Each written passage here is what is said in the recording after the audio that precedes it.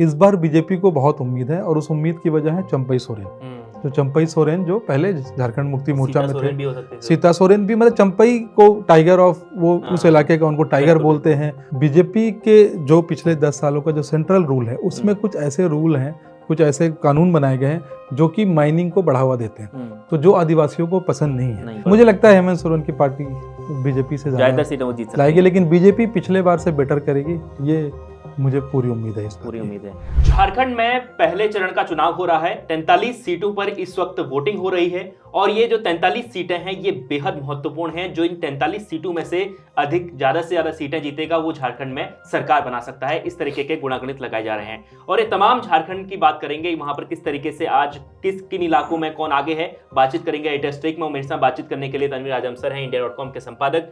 तो सर, सबसे पहले यही सवाल सबके मन में है कि जो 43 सीटें हैं, कहा जा रहा है कि जो 43 में से ज्यादा सीटें अपनी ओर कर लेगा उसकी सरकार बन रही है। देखिए, जो बिल्कुल आपकी बात सही है कि जो झारखंड के आज जो फर्स्ट फेज के जो इलेक्शन है, ये जो 43 सीटें हैं ये आदिवासी बेल्ट की सीटें हैं मैक्सिमम।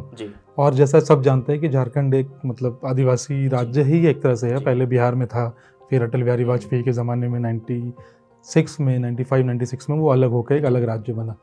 तो ये जो पूरा इलाका है इसमें इसलिए ये क्रूशियल है सबके लिए क्योंकि इस पे शुरू से मोरलेस झारखंड मुक्ति मोर्चा जो हेमंत सोरेन की पार्टी है उसका एक दबदबा रहा है, क्योंकि झारखंड मुक्ति मोर्चा के जो फाउंडर हैं शिबू सोरेन, जो हेमंत सोरेन के फादर हैं, तो वो एक आदिवासी लीडर थे। इनफैक्ट उनसे बड़ा कोई आदिवासी लीडर झारखंड में हुआ नहीं, मतलब रिसेंट में, बाकी पुराने इतिहास की बात नहीं हो रही, जो रिसेंट में।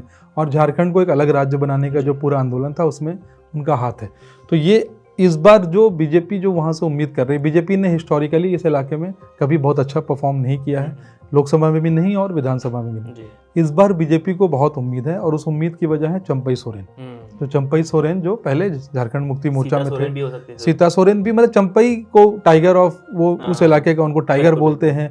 उनकी बहुत अच्छी छवि भी है, क्योंकि मैं कई लोगों को जानता हूं जो उस इलाके में रहते हैं। और वो चंपई सोरेन जब झारखंड मुक्ति मोर्चा में थे और जब वो एमएलए थे, सीएम तो वो बाद में बने जब हेमंत सोरेन जेल गए और वो फिर उसको सीएम बना के गए। फिर जब वो जेल से वापस आए तो उन्होंने उनको हटाया, वो एक अलग कहानी है, उस पर भी आएंगे बाद में। तो चंपई सोरेन के चेहरे पे बीजेपी ने एक बड़ा दांव लगाया है और जिस तरह की वहाँ पे कैंपेनिंग हुई है, एक मतलब 1-2-3 सालों से ये एक रिपोर्ट्स आ रही हैं हम लोगों के पास कि उस इलाके में बांग्लादेशी मुस्लिम्स आ रहे हैं और वहाँ रह रहे हैं और वो वहाँ के लोगों से, मतलब लड़कियों से शादी कर लेते हैं, फिर वो चुनाव लड़ती हैं वो लड़कियाँ, फिर उस तरीके से मतलब एक घुसपैठियों का एक धीरे धीरे वहाँ दबदबा बढ़ रहा है। और पूरी कैंपेनिंग हमने देखी जो अभी तक हो रही है वहाँ पे, सबसे ज़्यादा वर्ड अगर कुछ सुनने को मिल रहा है तो वो घुसपैठिया ही सबसे ज़्यादा सुनने को मिल रहा है झारखंड में। तो इस बार बीजेपी को उम्मीद है कि 43 में से 20-25 सीटें हम निकाल जाएंगे। दूसरी तरफ आप अगर हेमंत सोरेन की बात करें तो ये पहला चुनाव है जब हेमंत सोरेन इस चुनाव को अपने दम पे लड़ रहे हैं। पिछला भी जब चुनाव हुआ था Shibu Soren was still active. अभी Shibu Soren is not keeping well, मतलब उम्र हो गई उनकी, तो वो इस बार समझ लीजिए क्या पॉलिटिकल संन्यास ले चुके हैं। हेमंत सोरेन के लिए ये पहला मौका है जब वो अकेले अपने दम पे जा रहे हैं। उनके साथ उनकी वाइफ हैं कल्पना सोरेन, जो कि पहले राजनीति से बिल्कुल दूर थी। जब हेमंत जेल गए, ईडी वाला जो मनी लॉन्ड्रिंग का केस था, तब वो सामने आई और फेस बनी पार्टी का, और इंडिया गठबंधन है। तो इन मतलब सोरेन कपल जो है, हेमंत सोरेन और कल्पना सोरेन, उनके लिए एक सर्वाइवल की लड़ाई है। बीजेपी के लिए ये एक मौका है और मेरे ख्याल से मुझे लगता है कि इसमें कोई दो राय नहीं है कि बीजेपी पिछले बार से इस इलाके में बेटर करेगी। कितना बेटर करेगी वो तो हमें देखना पड़ेगा।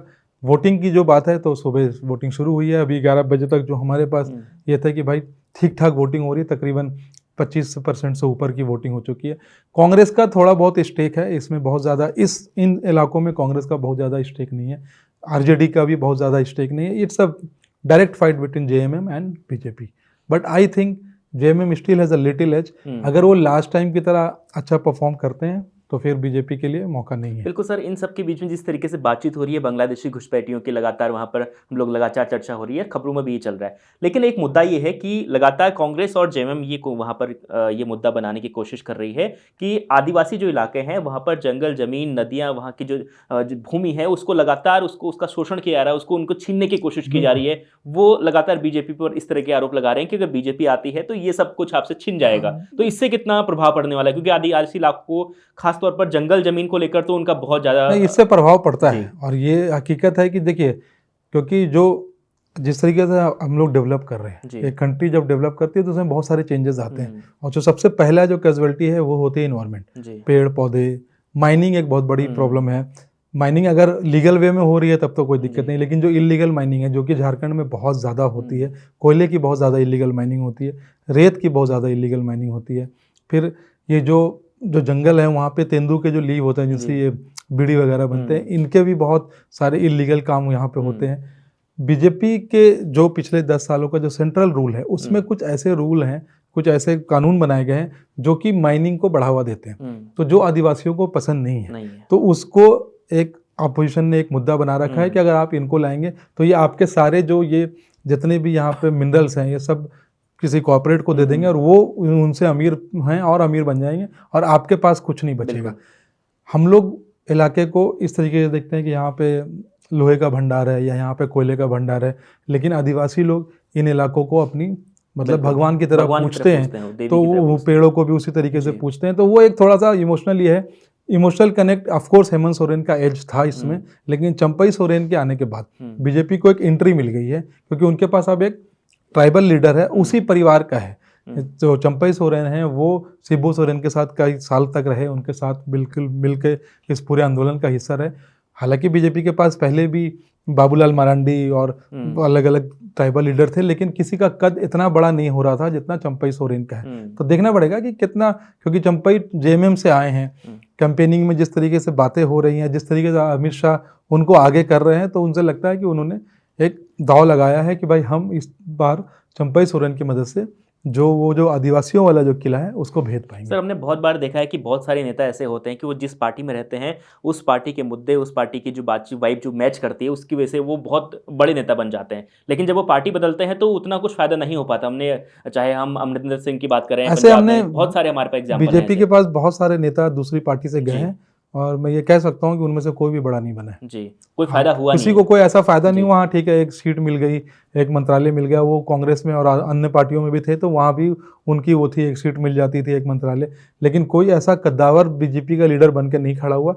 बीजेपी की अगर आप हायरार्की देखें तो आज भी वही हैं, प्राइम मिनिस्टर मोदी हैं, अमित शाह हैं, पीयूष गोयल, गडकरी, सीतारमन जी, यही सब है। मतलब बहुत, अगर आप सिंधिया को सिर्फ देख लें तो उनको भी जो मिनिस्ट्री मिली है तो वो ऐसा कुछ बहुत बड़ी मिनिस्ट्री नहीं है। पहले तो एविएशन मिनिस्ट्री थी, तो जब हमारे पास कोई सरकारी हमारी फ्लाइट ही नहीं है अब तो बिना फ्लाइट के मिनिस्टर क्या। बिल्कुल सर, एक आखिरी और सबसे महत्वपूर्ण बात ये कि इन 43 सीटों में से आप हेमंत सोरेन की पार्टी को क्या बढ़त, आपको लग रहा है कि उसको बढ़त मिलेगी या बीजेपी इस बार वहां पर? मुझे लगता है हेमंत सोरेन की पार्टी बीजेपी से ज्यादा सीटें वो जीत लाएगी, लेकिन बीजेपी पिछले बार से बेटर करेगी, ये मुझे पूरी उम्मीद है। इस बार पूरी उम्मीद है। तो देखिए 43 सीटों पर पहले फेज में वोटिंग हो रही है झारखंड में। इसके अलावा आज अलग अलग प्रदेशों में उपचुनाव के लिए वोटिंग हो रही है। खासतौर पर वायनाड पर लगातार चर्चा हम लोग करते आ रहे हैं। वायनाड पर आज वोटिंग हो रही है। प्रियंका गांधी वहां पर अपना चुनावी डेब्यू है उनका, ये पहली बार चुनाव लड़ रही हैं। राहुल गांधी ने इस्तीफा दे दिया था वायनाड से, उसके बाद से प्रियंका गांधी वहां पर लोकसभा का चुनाव लड़ रही हैं, उपचुनाव लड़ रही हैं। अब देखना होगा कि ये तमाम सीटों पर जो चुनाव है जब नतीजे आएंगे तो किसके पक्ष में जाते हैं। खासतौर पर झारखंड, सबकी नजर बनी हुई है झारखंड पर। पहले फेज की 43 सीटें बेहद महत्वपूर्ण है। जो ज्यादा सीटें जीतेगा जाहिर सी बात है उससे सरकार बनाने में ज्यादा मदद मिल सकती है। लगातार हम एटेस्टेक में आपको तमाम पॉलिटिकल खबरें बताते हैं। देश दुनिया में क्या बड़ा हो रहा है उस पर हम विस्तार से आपको चर्चा करते हैं, आपको बताते हैं कि देश दुनिया में किस तरीके से राजनीति हो रही है, किस तरीके से बड़ी चीजें हो रही हैं। लगातार हमारे साथ बने रहने के लिए बहुत बहुत शुक्रिया। देखते रहिए इंडिया.com।